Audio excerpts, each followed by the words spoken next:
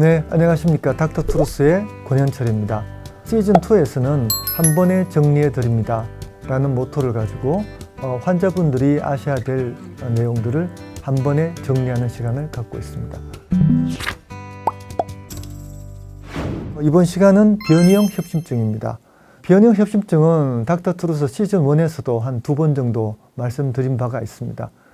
본인이 변이형 협심증이라고 진단받으신 분들은 닥터트루스 시즌1에서 변이형 협심증을 검색해서 보고 오시면 굉장히 도움이 될 것 같습니다.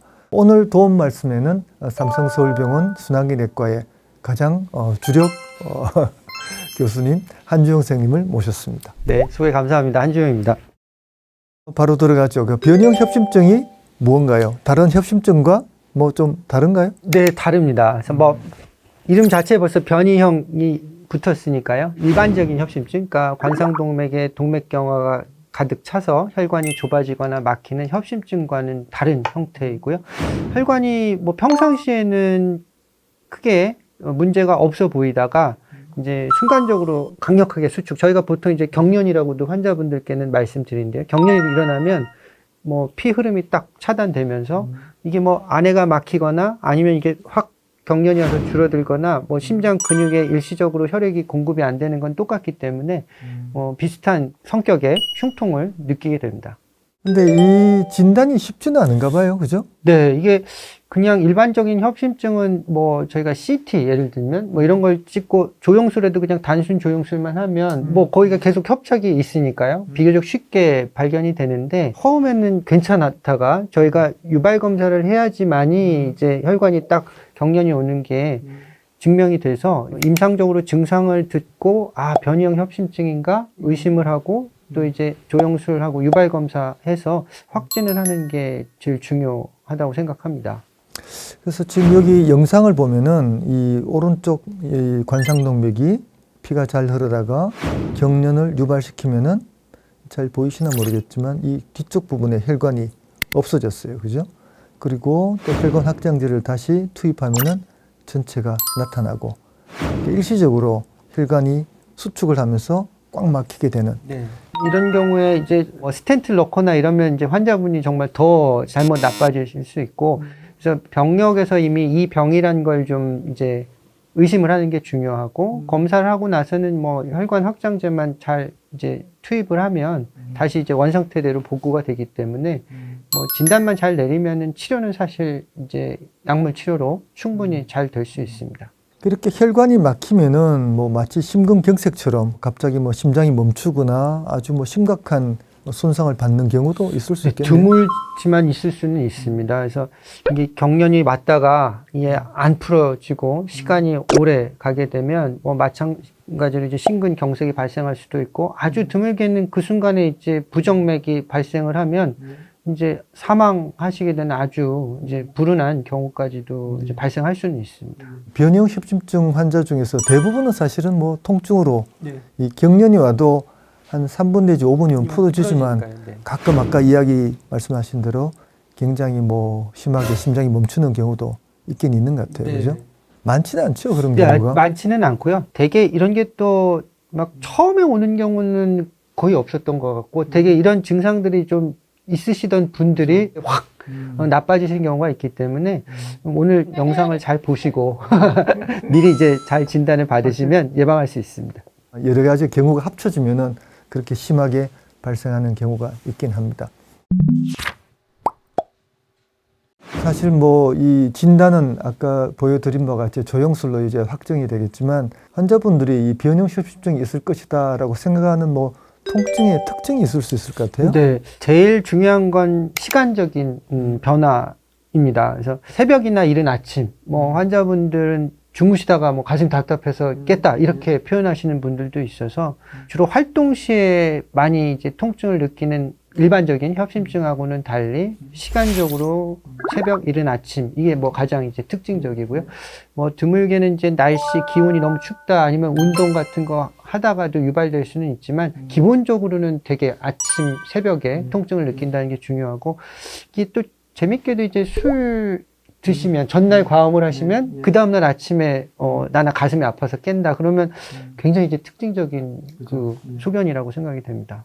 그러니까 추울 때 새벽이나 아침에 술 마시고 깰 때. 네. 아주 뭐 술 마시고 깰 때는 왜 아프지? 그 잘 이제 그 주로 작용 반작용이라고 사실 저도 그렇게 배웠습니다 옛날부터. 그래서 저희 이제 술 드시면 일시적으로는 혈관이 사실 다 확장됩니다. 근데 술이 깨실 때쯤 되면 그 반작용으로 혈관이 더 이제 수축 강력하게 되는 걸로 이제 추정을 하고 있습니다. 근데 세 가지의 이 공통점이 뭐냐면은 우리 몸 혈관이 전체가 다 수축되는 시간.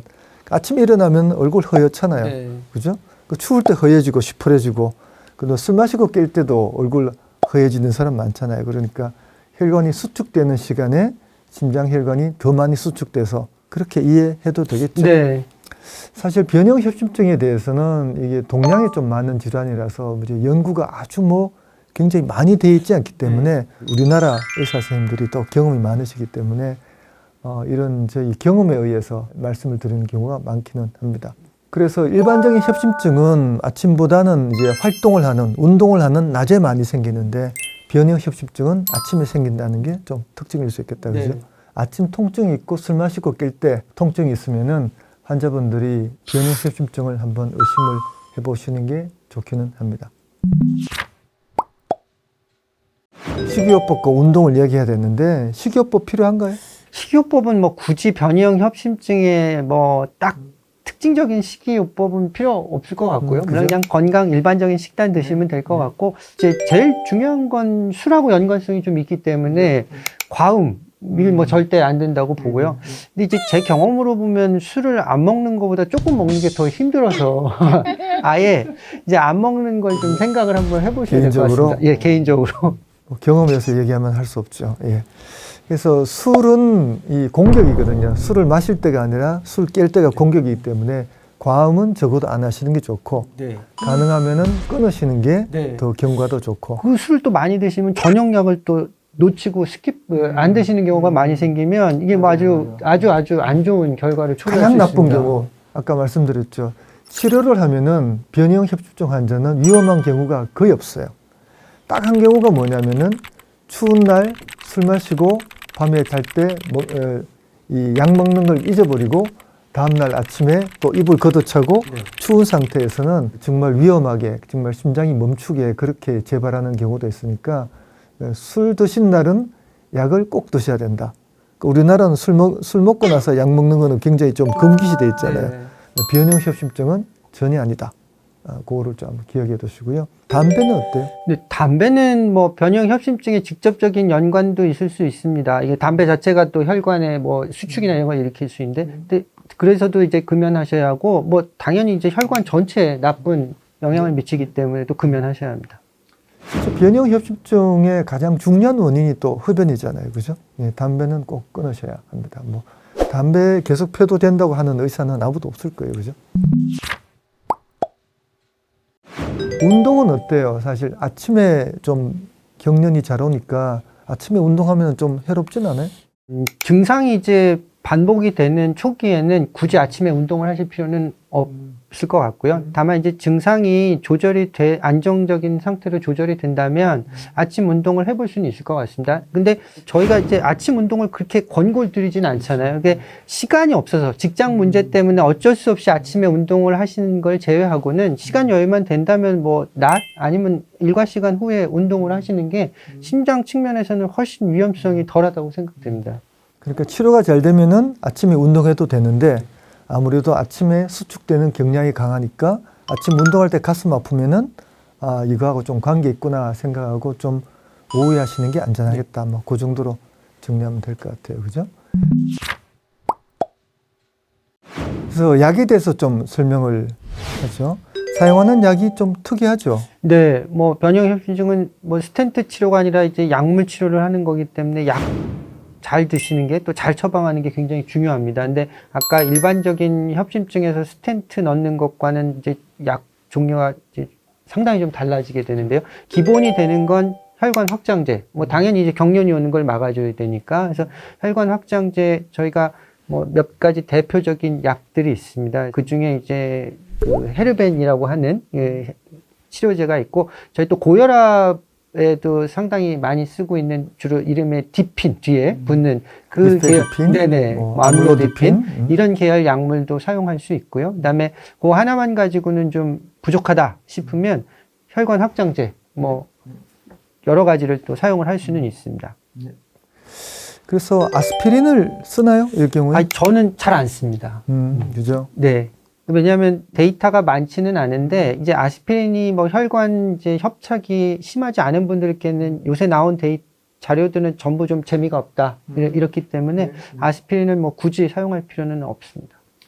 실제로는 한 20년 전에 나온 우리 교과서에 아스피린은 쓰면 안 된다 네. 하는 내용도 있었는데 사실 그 연구 근거를 보면은 뭐 거의 뭐 네. 한 10명, 20명 가지고 이제 한 연구라서 믿을 건 없지만 그래도 아스피린이 꼭 필요하지는 않다라는 네. 게 현재 컨센서스죠. 그죠? 그 연구는 아스피린 상당히 또 고용량을 사용했었고 그렇게 되면 사실 혈관에 좀 보호 물질까지 그 항혈소판 작용뿐만 아니라 혈관에 보호되는 물질까지 다 합성을 억제하기 때문에 그 수축을 더 이제 악화시킬 네. 수 있다.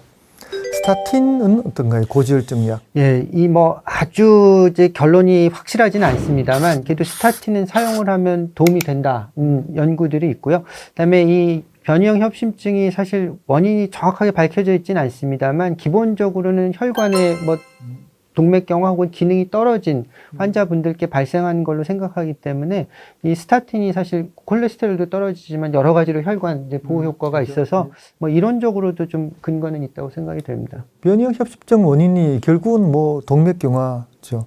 동맥경화인데 좀 이상한 동맥경화. 네네. 네. 통증이 아침에 일어나기 때문에 약 쓰는 시간도 상당히 좀 중요할 것 같은데, 네. 그죠?